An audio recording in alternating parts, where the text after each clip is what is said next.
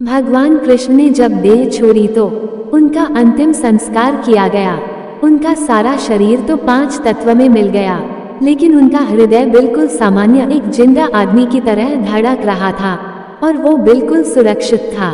उनका हृदय आज तक सुरक्षित है, जो भगवान जगन्नाथ की काठ की मूर्ति के अंदर रहता है और उसी तरह धड़कता है। ये बात बहुत कम लोगों को पता है।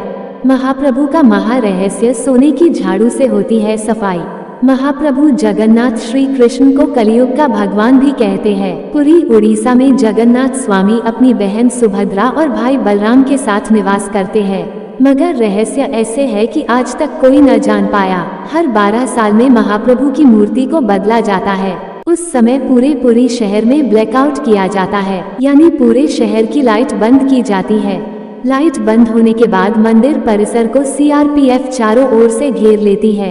उस समय कोई भी मंदिर में नहीं जा सकता।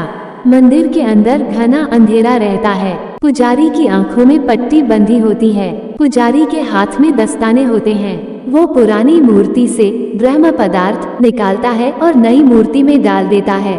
ये ब्रह्म पदार्थ क्या है आज तक किसी को नहीं पता। इसे आज तक किसी ने नहीं देखा।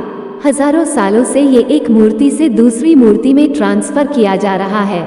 ये एक अलौकिक पदार्थ है जिसको छूने मात्र से किसी इंसान के जिस्म के चिथड़े उड़ जाए।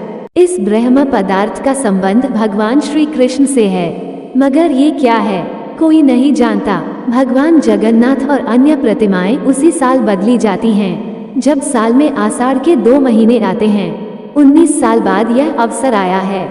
वैसे कभी कभी 14 साल में भी ऐसा होता है। इस मौके को नव कलेवर कहते हैं, मगर आज तक कोई भी पुजारी ये नहीं बता पाया कि महाप्रभु जगन्नाथ की मूर्ति में आखिर ऐसा क्या है। कुछ पुजारियों का कहना है कि जब हमने उसे हाथ में लिया तो खरगोश जैसा उछल रहा था, आंखों में पट्टी थी, हाथ में दस्ताने थे तो हम सिर्फ महसूस कर पाए। आज भी हर साल जगन्नाथ यात्रा के उपलक्ष्य में सोने की झाड़ू से पुरी के राजा खुद झाड़ू लगाने आते हैं। भगवान जगन्नाथ मंदिर के सिंहद्वार से पहला कदम अंदर रखते ही समुद्र की लहरों की आवाज अंदर सुनाई नहीं देती, जबकि आश्चर्य में डाल देने वाली बात यह है कि जैसे ही आप मंदिर से एक कदम बाहर रखेंगे, वैसे ही समुद्र की आवाज सुनाई देगी। आपने ज्यादातर मंदिरों के शिखर पर पक्षी बैठे उड़ते देखे होंगे, लेकिन जगन्नाथ मंदिर के ऊपर से कोई पक्षी नहीं गुजरता। झंडा हमेशा हवा की उल्टी दिशा में लहराता है। दिन में किसी भी समय भगवान जगन्नाथ मंदिर के मुख्य शिखर की परछाई नहीं बनती। भगवान जगन्नाथ मंदिर के 45 मंजिला शिखर पर स्थित झंडे को रोज बदला जाता है।